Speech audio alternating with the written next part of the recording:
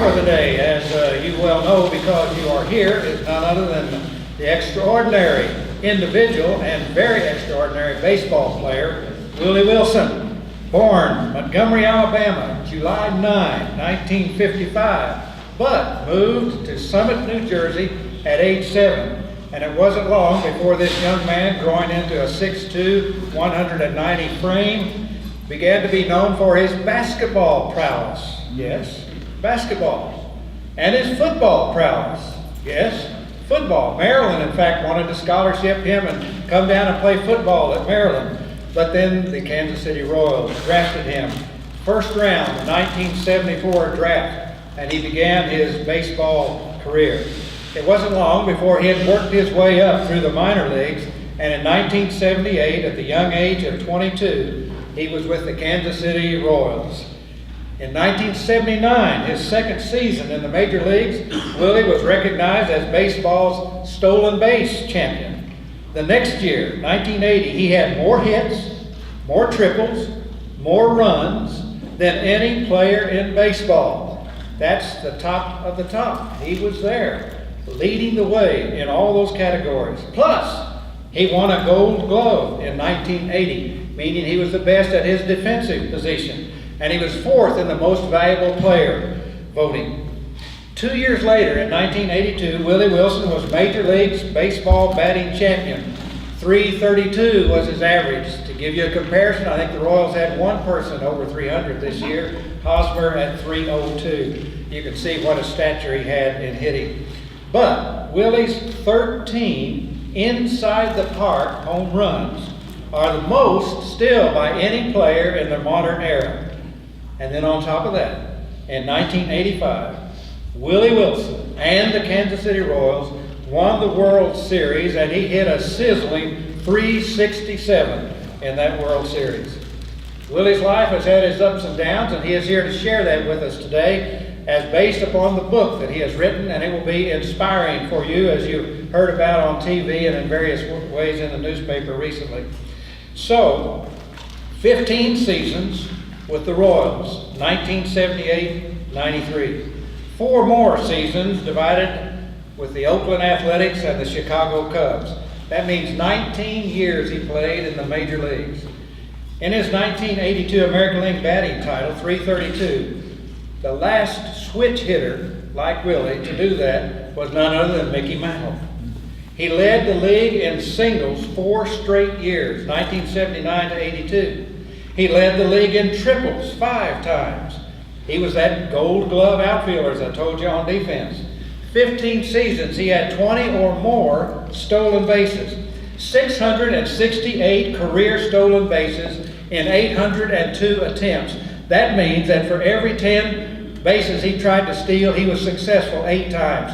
Phenomenal statistic. He was American League All-Star in 1982, 1983. Elected to the Royals Hall of Fame in the year 2000. He runs now the Willie Wilson Baseball Foundation. And I want him to lift up his left hand now and show you something that's shining on that left hand. Shine it around. 1985 World Series ring, but it's shining because of what a Helen Moore instigated, and he's going to tell us about that a little bit later, that it's only about a week old now for Willie Wilson.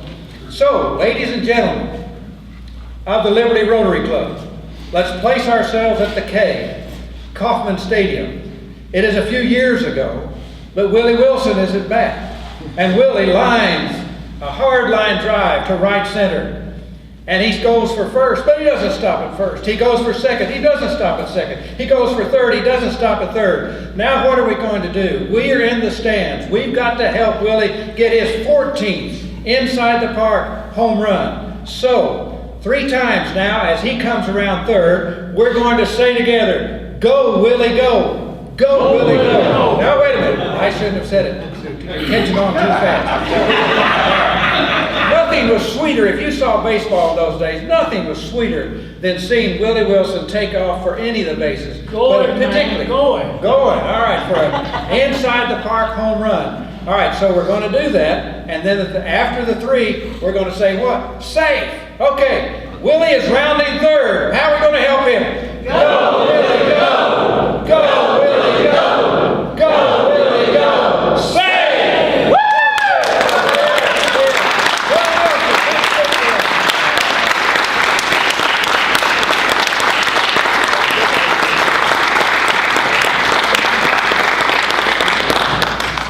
Thank you. I got a little cold right now, so bear with me if I cough a little bit. I'm going to take this out if you don't mind.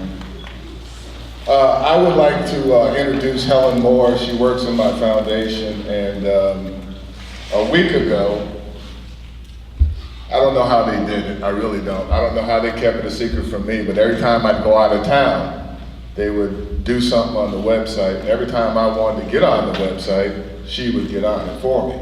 So they kept this a secret. They got me my ring back, and I'm just so happy and proud. And everybody, this is Helen Moore. Now, you know, I tend to look at life now like a game of baseball. And what I mean by that is, let's say you strike out in the first inning, and then all of a sudden the ninth inning comes up. What did you learn from the first inning to the ninth inning? What did you learn so that you can succeed in the ninth inning? And that's how I treat life right now. How can I succeed so that I can get into that ninth inning and be successful?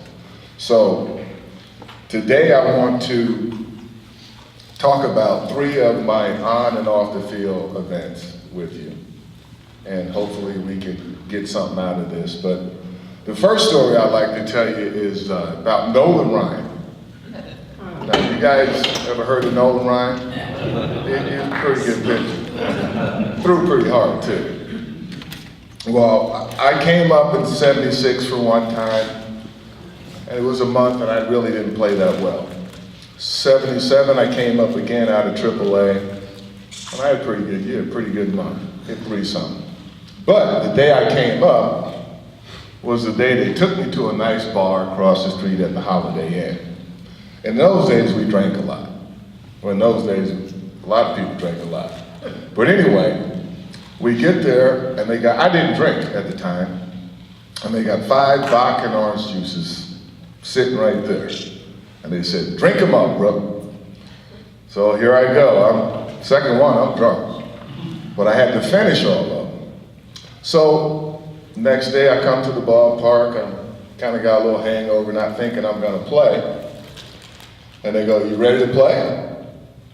I'm like, sure, yeah, sure, I'm ready to play. Who's pitching? They go, Nolan Ryan. And I go, wow, Nolan Ryan. I used to watch him when I was in high school with the Mets in '69. I really loved the way he pitched, but I'm going to be cocky. I'm going to go up there. I don't care. This is Nolan Ryan. I don't care who he is. So I go up there. I'm batting ninth. And so I tried to fake a bunt. Bunting was part of my game. So I fouled it off, and it went straight back. Okay? So I get in there again. I'm digging in there. And before I know it, the next pitch is coming as hard as he could throw it, about right here. And I flipped on my back. My helmet went this way, my bat went that way, and I'd never seen a hurt a ball that hard. And so while I'm laying on the ground, seeing if everything's okay, I open my eyes, and Nolan Ryan is about 2 feet from me. And he's got the ball in his hand, he's rubbing it up. And he looks at me and he goes, don't you ever freaking bunt on me again. So I'm still on the ground, and I look up at him and I go, okay. 16 years, I didn't bunt on him. So now I'm traded to the Oakland A's. Now the Oakland A's were a pretty good squad. They had, Dave Henderson, Ricky Henderson, Jose Canseco, Mark McGuire, Carney Lansford, Dave Stewart, just a numerous amount of players. And so I didn't get to play that much the first year. The second year, Dave Henderson got hurt, and I got a chance to start. So now we go to the playoffs, or we're getting ready to go to the playoffs. So we got to play the Texas Rangers. Well, that's where Nolan is. He's still in Texas.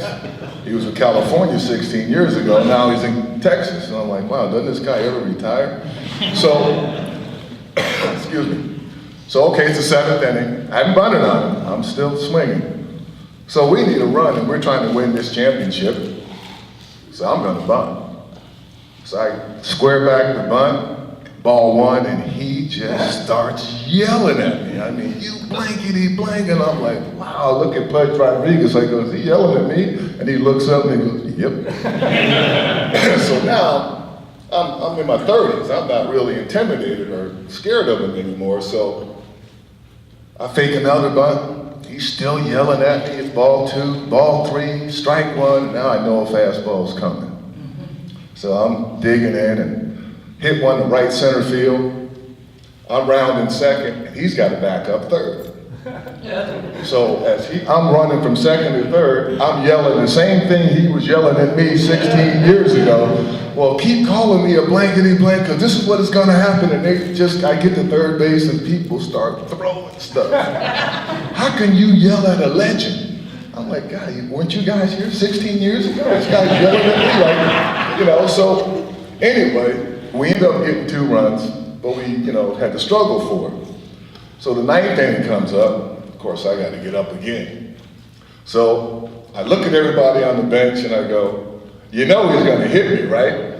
And everybody on the bench in unison goes, yep. He's going to hit you. So I walk up to the umpire. I used to say hello to the umpires. I tap him on the rear and I go, he's going to hit me, right?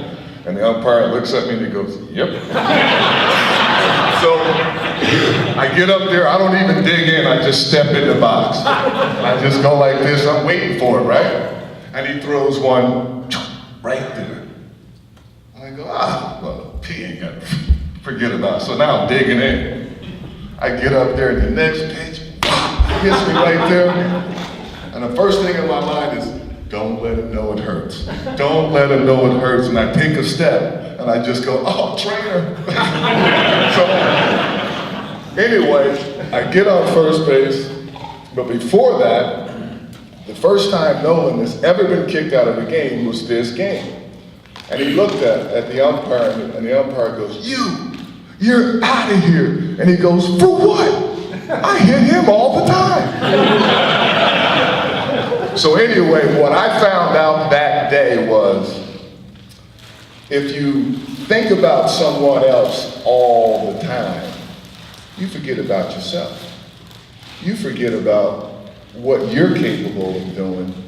And it must have been something, because Nolan was thinking the same way. Well, I don't want this guy to hurt me when he gets on base, so if I hit him hard enough, he can't run the second. So in that message right there, I'm trying to say to everybody else, don't forget about what you can do. If you have a 9-to-5 job, if you don't have a 9-to-5, whatever time it is, don't worry about so many other things and other people. Worry about what you can do and worry about how you can succeed. My next story, this one is about autographs. Now, I used to sign a lot of autographs in the beginning of my career. And one day I was coming out of the stadium, and in those days, the stadium, you didn't have all these exits you can go out of. You had to come out of the front door. And of course, the front door, that's where all the fans were. And of course, from the front door to your car, I would sign all the way there. Well, this particular day, some grown-up, guy had to be my age or older, he comes barreling through the crowd to get my autograph. My daughter was born in August of that year. She was just a month or so old. And my wife at the time had her in her arms. And she was walking with me. When he came through the crowd, he hit both of them. Almost knocked my month or something old daughter over and my wife, and I caught him. And I said to him, is an autograph more important than a human life? And he just looked at me. And that's when I turned around and I said, that's it, no more autographs. So my autograph became very hard to get. But what I realized was, how do you let one guy affect all the goodness of everybody else? I let one guy affect how I could be toward other kids, other human beings. So when I'm talking to you about I treat life like the game of baseball, this is the part I'm talking about. You know, you don't let people deter what you want to do. And that's what I found out years and years later. My last story is about another pitcher, and his name is Vida Blue. And what you guys don't know, back in 1983, 84, if you read the book, you'll find out that there was a cocaine scandal. But what you don't know is Vida Blue was caught in January of that year. We were caught in June of that year. But what you don't know is in January of that year, I wasn't doing cocaine. I wasn't doing it from January. I had stopped and I was just trying to clean my life up. But there was a guy on our team named Al Cowens. You guys remember Al Cowens? Well, Al Cowens got hit in the jaw. And that was the reason I got a chance to play. And so I felt somewhat I owed him something. So the one day in June, he called me and said, "Do you know anybody?" And I made the mistake of making a phone call for 30 seconds. And the guy goes, we had 2 Willies on our team. He goes, "Which Willie are you?" I said my name. But that's how I got in trouble, because I had to say it was mine. Because if I didn't, it was a federal for trying to get it for somebody else. But what I'm mad about, what I was mad about, was Vida got caught in June. He didn't say anything to us because he wanted to get a lighter sentence. And even though I wasn't doing it, it wasn't Vida's fault. It was my fault for putting myself in that situation. But I still couldn't let Vida and what he did in my heart, the way I was looking at it, he didn't apologize. So I'm in Oakland that same year, 1992, and Vida Blue was an Oakland A at one point in time, so he had a lot of ties to the Oakland A's. And I'm sitting there in the training room getting my ankles taped, and he walked in. And he looked at me and I looked at him. And he walked up to me and he said, "I'm sorry." And from that moment on, I forgave him. And we see each other often now, doing different events around the country and doing stuff to help other people. But when he said he was sorry, I forgave him. And what I learned from that point on is, when you do someone wrong, it's easier not to say I'm sorry. But if you say I'm sorry and you forgive, it makes your life so much better, because you stop worrying about them and you start worrying about what you have to do. And so from that point on, Vida and I are really good friends. We talk about it, we laugh about it, but we make sure that we never forget about it. So if I can say anything to you guys today, it's always better to forgive and give everybody forgiveness. You understand that? Thank you. Now, I would like to open it up for a few minutes. And if you guys have any questions, I'd answer them right here. So anybody got any questions? Don't be shy. Yes, sir. What do you remember as your greatest thrill? If you go back and think of it right now, what was your greatest thrill on the field? My greatest thrill on the field, well, no doubt for me, it was the 1985 World Series. It wasn't just one game. It was all the games, but my greatest thrill was when Darryl Motley was standing there and he caught the ball. And if you look at that film, my arms are wide open. It's just, let's go celebrate. It was the most fun time that I had in a long time, and it was so pleasurable because we worked so hard to get there. And if you look at our team at that particular time, we didn't have the best record. We didn't have the best record of any Kansas City Royals team. I think the 77 team was so much better. But we had guys with character, and we had guys who knew how to win. And the biggest thing was we walked off the plane in St. Louis, and they had beat us the first 2 games. And on the tower at the airport, because we didn't go through the airport, we got off and then we took a bus and went around. And the tower, it said, "Welcome home, 1985 World Series champions." And we all looked at that sign coming down the ramp. And from that point on, it was like a pact. They're not gonna beat us. And it's amazing how one thing can make a bunch of people come together. Yes?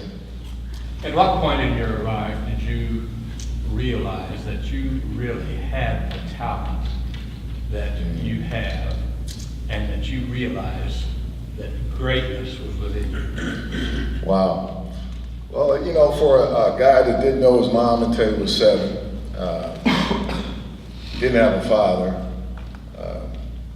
it was real hard for me to realize I had talent. I was just playing to be playing.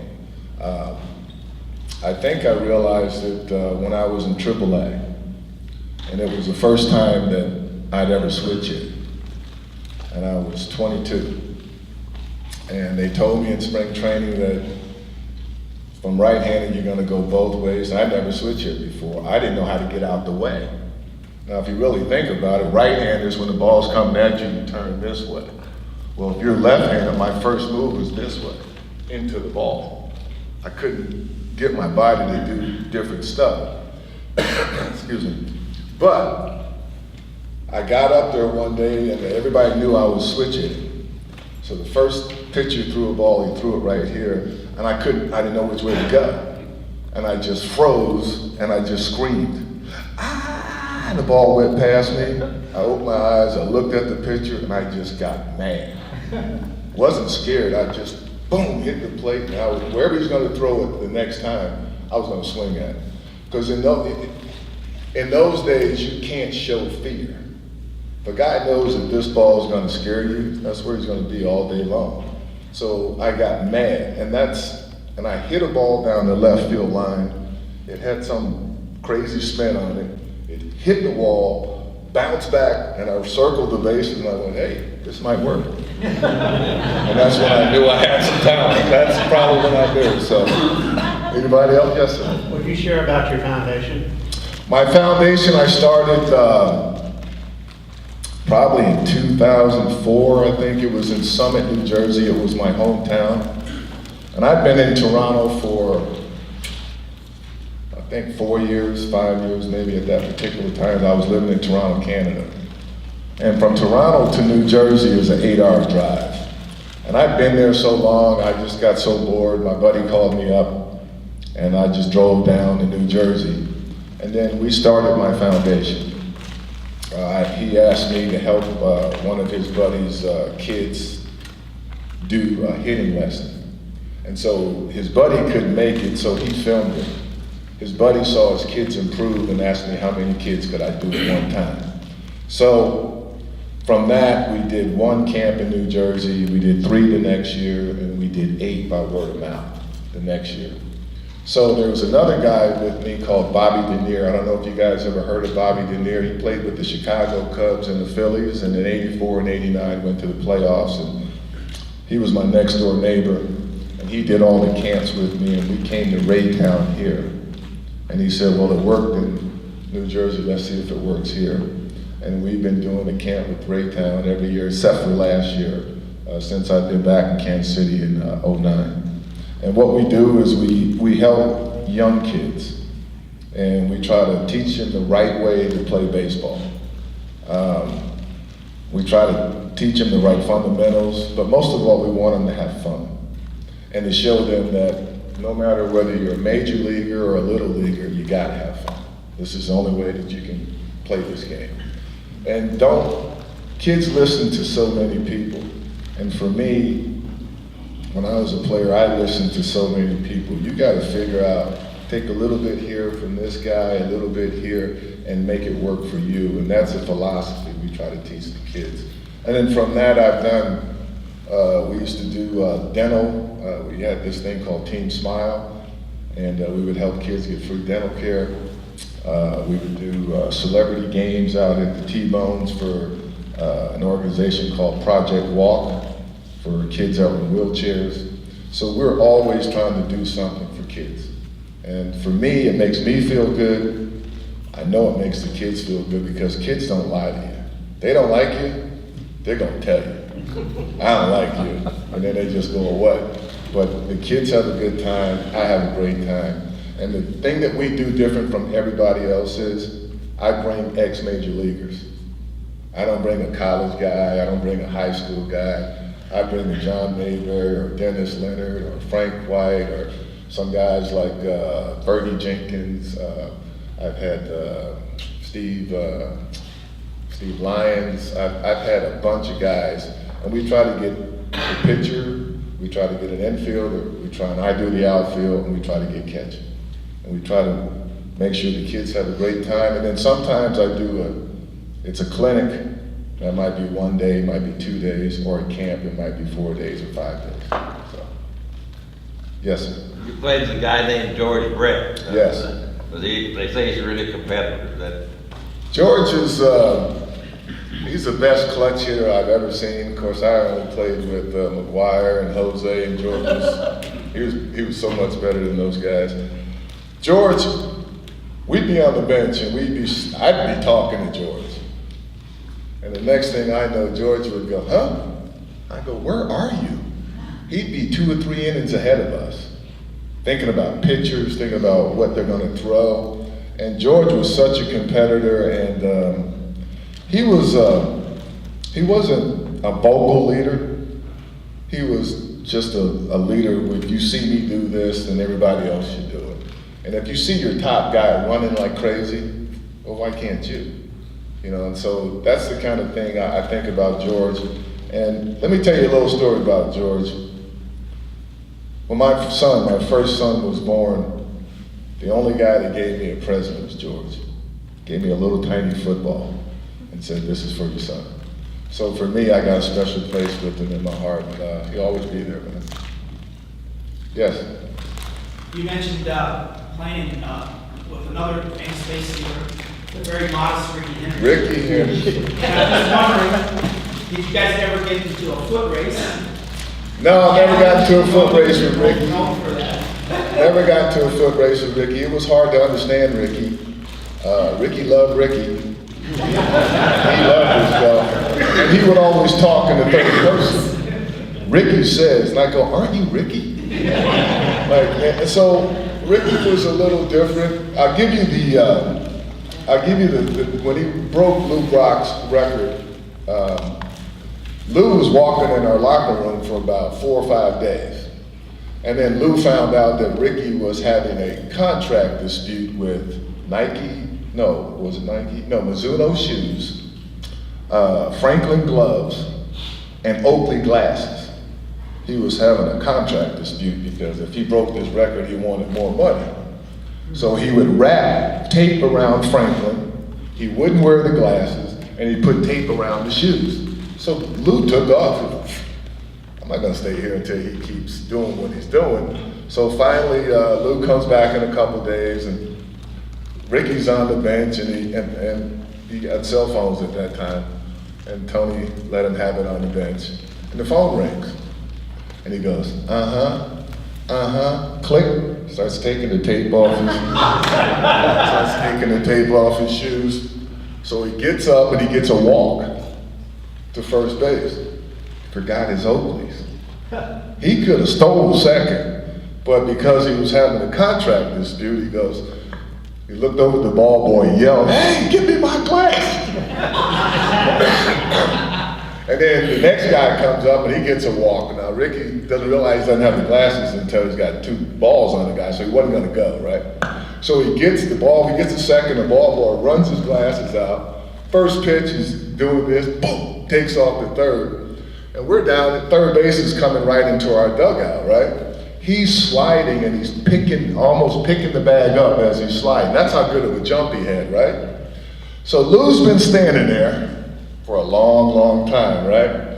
And this is Ricky. Instead of saying, Lou, thank you for what you've done, you were a great catalyst, he goes, I'm the greatest of all times. Like that. So me and Dave Henderson look at each other and we go, he didn't just say that, did he? So that's the kind of guy Ricky was. He loved Ricky, and he didn't really care who else was there. So, anybody else? Yeah. Have an itch to get back into baseball, or are you pretty happy where you're at? No, I was a coach for 3 years in the minor leagues. I coached 1 year for the Toronto Blue Jays AAA, where Holliday was there, Carpenter was there, and that was really a good club, but we couldn't win any games. And then I went 2 years with the Arizona Diamondbacks and won a World Series there. I got another World Series ring, but I didn't play, so it doesn't matter to me. But I did that. But when the 17 and 18-year-olds didn't know who you were, I was a batting coach. And so one day, one of the Latin players, he was 17, he walks in and he goes, oh yeah, did you? And I go, yeah. He go, you win back championship. I go, will you listen to me now? It took those guys that long because they would go and see who you were and what you did. And it was just, I asked them about, do you guys know why that 42's on every stadium? And they go, some guy hits a lot of home runs. So that's when I decided, I don't really need to be here. These guys don't know why they're getting money, why they're doing this. I went on strike 4 times for this. So I decided I'd rather work with little kids. So, I don't have to hear all that crazy stuff. So that's it. Yes, sir. Mr. Wilson, I know back in the 70s, the Royals had a camp in Sarasota, Florida. Yes, the Academy. The Academy. Yes. Frank White actually went through that Academy. Yes. Did you ever go to that Academy? Or you ever... Well, that's where my first spring training was. It wasn't the Academy then. It was just a rookie ball club. But Frank was the first one out of that academy, and you guys don't realize UL Washington was in the academy too. So he came out of the academy. When I got there, the academy was stopped, but everything was exactly the same. They had classrooms in the back. In the front, they had a secretary's desk, a little room where you played pool or ping pong, a little sitting area, and then on the 2 sides were rooms for you to sleep. And then across the parking lot was a huge locker room that housed every minor league club they had. And then all the trainers, and then in the front was a cafeteria, and you would go eat. And the reason I think they let everybody stay there was you only made $500 a month, and you were paying $198 to the academy. So you weren't making a lot of money at all. And so the academy was where a lot of guys kind of learned their first introduction to Major League Baseball. Did you ever play any college teams when you were there at the academy? Because we played a few college teams. William Jewell actually, I was on the baseball team at Jewell, and in '73 we played in Sarasota. Yeah, a lot of college teams used to come down and play, and most of the guys that were in the minor leagues were just the same age as the college guys. And it was, but the problem was we didn't want the college guys to beat us. There was a lot of pride on the line right there. And then coaches would say, you can't let these guys beat you now. They're gonna talk about you all year. So it was really different, but it was fun. Those days were just, I wouldn't trade those days for anything. I mean, those were when everybody played together, everybody stayed on the team for years and years and years, and you knew the team. You could name the lineup. You might see one team this year, and the Royals might be completely different for next year, and then when you get close to a guy, he's gone. That's why you see so many guys talking to each other during the ball game. Well, we weren't allowed to talk to each other.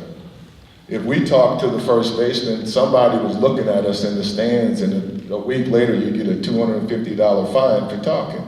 You go, who did I talk to? You didn't even know who you talked to, you just get a $250 fine.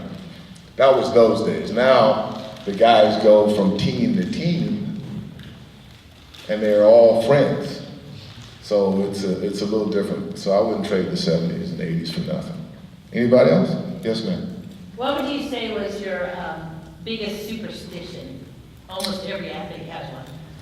Well, for me, I always stepped on third or first, going out of the ball to the center field, and at home coming back. And if I was on the road, I'd hit the third base.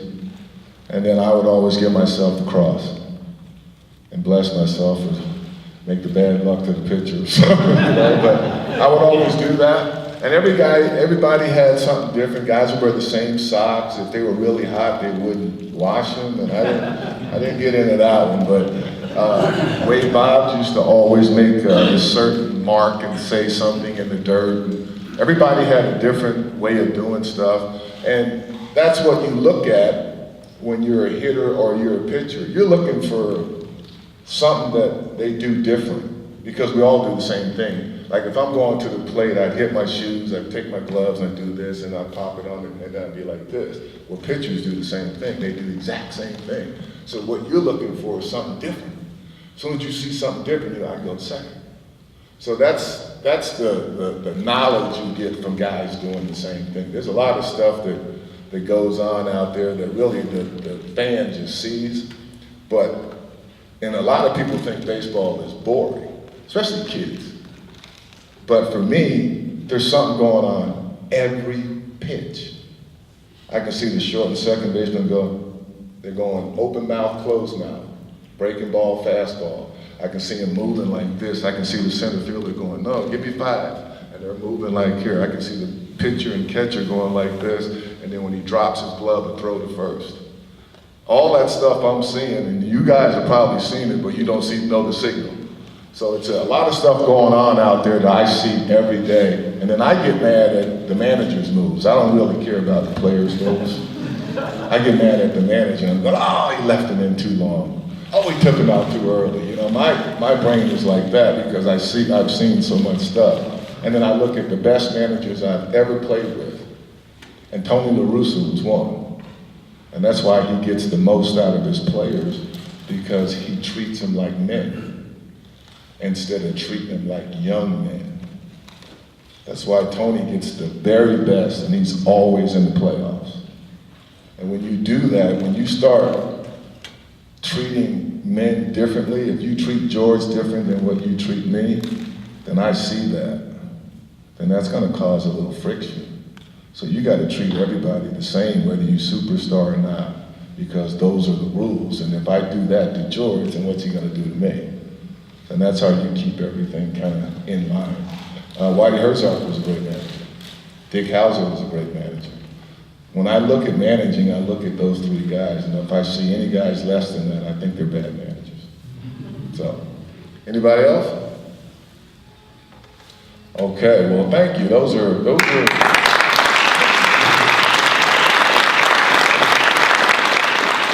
Let's review what we did and what we talked about. We talked about Nolan Ryan, and we talked about play to your strengths. We talked about autographs, and you don't let one person affect how you treat other people. And then we talked about forgiveness and forgiving others. And so right now I'd like to give you one last story. And this story was a story that changed my life, why I'm what I'm doing today. I was sitting in my duplex, and it was the only thing I could afford at that particular time. I went from a 5,000 square foot house to a duplex. I got 5 people living in the house, and I can't afford to pay for the duplex. I'm sitting there, I just got inducted into the Royals Hall of Fame, but every time I thought about something good, something bad came up. I'd go, wow, I'm in the Hall of Fame, you're going bankrupt.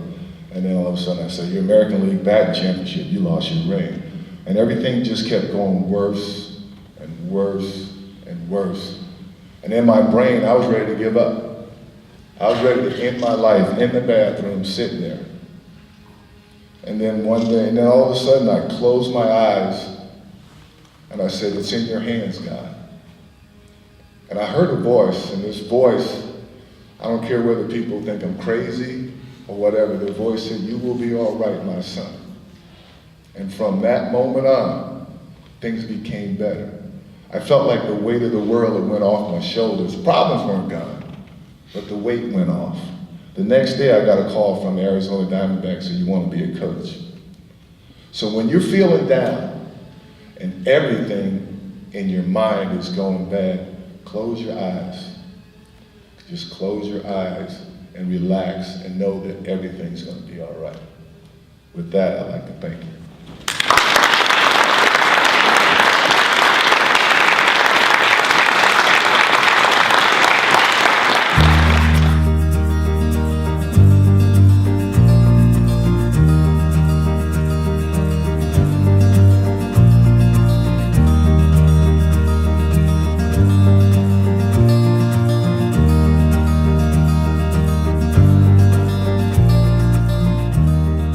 And I'd be remiss if I didn't tell you, since you live in the community, we're always looking for members. Or both of you are welcome to join the Liberty Rotary.